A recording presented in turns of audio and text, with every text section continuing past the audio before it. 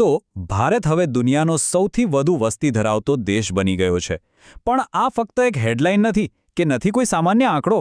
આ તો અબજો લોકોની કહાણી છે, જે તકો અને પડકારોથી ભરેલી છે. ચાલો આંકડાઓની પાછળની દુનિયામાં જઈએ અને સાથે મળીને સમજીએ કે આ પરિવર્તનનો અસલી મતલબ શું છે. જી હા, 1.4 અબજથી પણ વધુ લોકો. આ એક ઐતિહાસિક ક્ષણ છે જેમાં ભારતે ચીનને પણ પાછળ છોડી દીધું છે. પણ આનો અર્થ શું છે? વિચારો, આટલી મોટી વસ્તી એક બહુ મોટી તાકાત પણ બની શકે છે, અને જો ધ્યાન ન રખાય તો એ જ તાકાત મોટા પડકારોનું કારણ પણ બની શકે છે. આ સવાલનો જવાબ શોધવા માટે આપણે 4 મુખ્ય મુદ્દાઓ પર ધ્યાન કેન્દ્રિત કરીશું. પહેલું, ભારતની વસ્તીનું ચિત્ર કેવી રીતે બદલાઈ રહ્યું છે. બીજું, ગરીબી અને અસમાનતા સામેની લડાઈ. ત્રીજું, રોજગારનો મોટો કોયડો. અને છેલ્લે, વિકાસનો સાચો અર્થ શું છે. તો ચાલો આપણે આપણા પહેલા વિભાગથી જ શરૂઆત કરીએ, જે આપણને ભારતની વસ્તીની એક નવી જ તસવીર બતાવશે. ભારતની વસ્તીની આ સફરને આપણે 3 ભાગમાં સમજી શકીએ. જો 1921 પહેલાં તો દુકાળ અને બીમારીઓને લીધે વસ્તી વધતી જ નહોતી. પછી આઝાદી મળી, આરોગ્ય સેવાઓ સુધરી અને મૃત્યુદર ઘટ્યો, જેના કારણે થયો વસ્તી વિસ્ફોટ. અને હવે છેલ્લા કેટલાક દાયકાઓથી શિક્ષણ અને જાગૃતિને કારણે જન્મદર ઘટી રહ્યો છે અને વસ્તી વધારાની ગતિ ધીમી પડી રહી છે. આ આંકડો કદાચ નાનો દેખાય, પણ ભારત માટે આ એક ક્રાંતિથી કમ નથી. 2.0નો સીધો અર્થ એ છે કે ભારતમાં હવે એક સ્ત્રી સરેરાશ 2 બાળકોને જન્મ આપી રહી છે.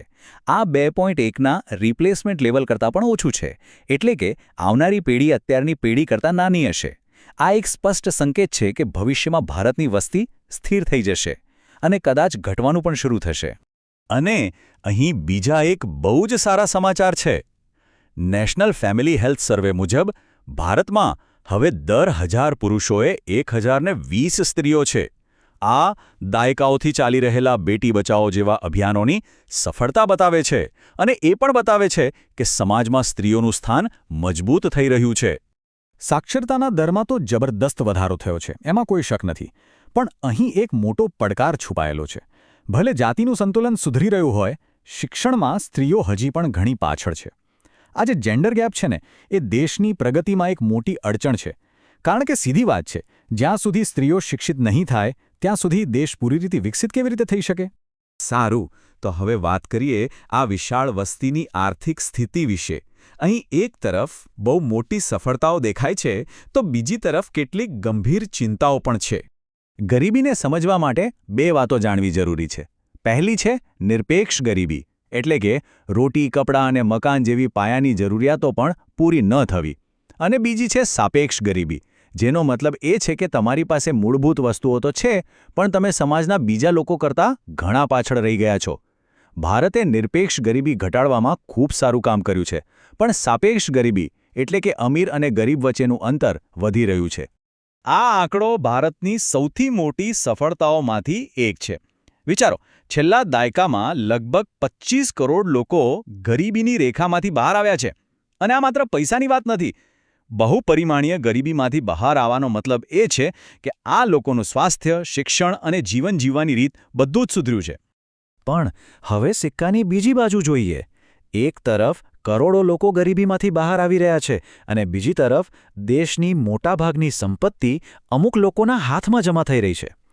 કલ્પના કરો કે એક કેકના 100 ટુકડા છે, તો દેશના સૌથી અમીર 1% લોકો પાસે 40થી વધુ ટુકડા છે, જ્યારે દેશના અડધા ભાગના એટલે કે 50% ગરીબ લોકો પાસે ફક્ત 3 ટુકડા છે. આ વધતી અસમાનતા ભવિષ્યમાં મુશ્કેલીઓ ઊભી કરી શકે છે. આટલી મોટી અને યુવાન વસ્તી માટે સૌથી મોટો સવાલ છે રોજગારનો. ચાલો આ જટિલ કોયડાને સમજવાનો પ્રયત્ન કરીએ.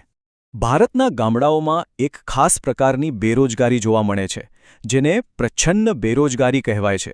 દાખલા તરીકે, એક ખેતરમાં કામ કરવા માટે ફક્ત 2 જ લોકોની જરૂર છે, પણ પરિવારના 4 સભ્યો ત્યાં કામે લાગેલા છે. તો બહારથી તો એવું જ લાગે કે 4 જણ કામ કરી રહ્યા છે, પણ હકીકતમાં વધારાના 2 લોકો ઉત્પાદનમાં કોઈ ફાળો નથી આપી રહ્યા. આ શ્રમશક્તિનો બગાડ છે. આ સમસ્યાને પહોંચી વળવા માટે સરકારની એક મહત્વની યોજના છે મનરેગા. આ દુનિયાનો સૌથી મોટો રોજગાર ગેરંટી કાર્યક્રમ છે. તે ગામડાના પરિવારોને વર્ષમાં ઓછામાં ઓછા 100 દિવસના કામની કાયદેસર ગેરંટી આપે છે. અને સૌથી સારી વાત એ છે કે તેમાં મહિલાઓ માટે પણ નોકરીઓ સુનિશ્ચિત કરવામાં આવી છે.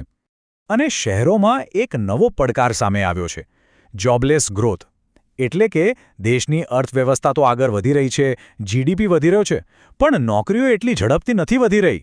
આ યુવાનો માટે ખાસ ચિંતાની વાત છે. ડિગ્રીઓ હાથમાં છે, પણ સારી નોકરીઓ મળવી મુશ્કેલ છે. આનું એક મોટું કારણ ઓટોમેશન અને નવી ટેકનોલોજી છે.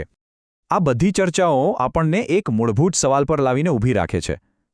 વિકાસનો સાચો અર્થ શું છે? શું ફક્ત જીડીપીના આંકડા વધે એને જ વિકાસ કહેવાય?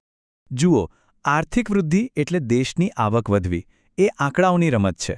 પણ આર્થિક વિકાસ એટલે લોકોના જીવનમાં સુધારો થવો. શું લોકોને સારું શિક્ષણ અને આરોગ્ય મળે છે? શું તેમને સ્વચ્છ પાણી અને હવા મળે છે? આ સવાલો વિકાસના કેન્દ્રમાં હોવા જોઈએ.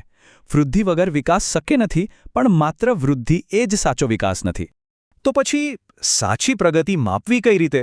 એના માટે છે હ્યુમન ડેવલપમેન્ટ ઇન્ડેક્સ, એટલે કે HDI. તે ફક્ત પૈસા નથી જોતો, પણ 3 મુખ્ય બાબતો પર ધ્યાન આપે છે. લોકો કેટલું લાંબુ અને તંદુરસ્ત જીવે છે, તેમને કેટલું ભણતર મળે છે અને તેમની જીવનશૈલી કેવી છે. ભલે ભારતની અર્થવ્યવસ્થા દુનિયામાં સૌથી ઝડપથી વધી રહી હોય, પણ HDI રેન્કિંગમાં ભારત હજુ ઘણું પાછળ છે. આ બતાવે છે કે હજુ ઘણું કામ કરવાનું બાકી છે. HDIના સર્જક મહેબૂબ ઉલ હકે ખૂબ સરસ વાત કહી હતી. એમણે કહ્યું કે વિકાસનો છેલ્લો ધ્યેય આંકડા વધારવાનો નથી, પણ લોકો માટે એવું વાતાવરણ બનાવવાનું છે જ્યાં તેઓ લાંબુ, સ્વસ્થ અને સર્જનાત્મક જીવન જીવી શકે. તો અંતે આપણે ફરી એ જ મૂળભૂત પ્રશ્ન પર પાછા આવીએ છીએ. ભારતની આ વિશાળ અને યુવાન વસ્તી એ વરદાન છે કે અભિશાપ?